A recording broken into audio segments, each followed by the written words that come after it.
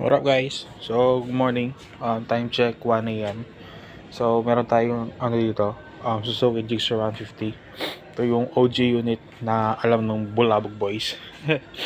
So, ito, plano dito ngayon is gagawin siyang like modern classic cafe racer concept. So, as you can see, naka na siya, like rounded headlight na. Bali ngayon ang gagawin na lang natin dito is magkakaroon tayo ng konting adjustment sa subframe niya, no?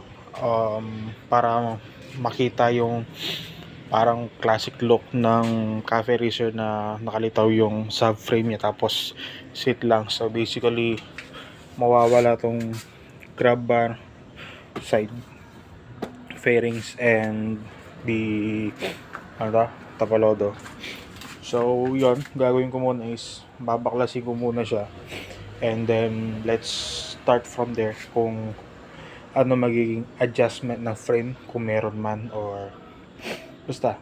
So, yon i-cut ko muna to and then let me work on it first. Alright? So, yan. Shoutout ka pa saan? Shout out. Shower out. Yan. So, yung mga kasano, so, unfortunately, nakalimutan ko na naman i-video yung process ng build nito. Pero ito na yung like semi-outcome niya kasi hindi pa siya like full build. Gawa ng inuunti-unti lang ng may-ari. So, ang ginawa dito is nagtabas tayo ng chassis. Itong main chassis niya kasi mas nakaangat siya. So, binaba natin siya ng konti.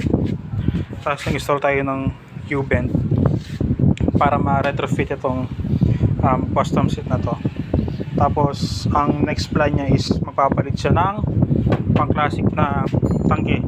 So basically yan muna ang magiging itsura niya, yung ating Suzuki Gixxer. Ano? So yun lang naman.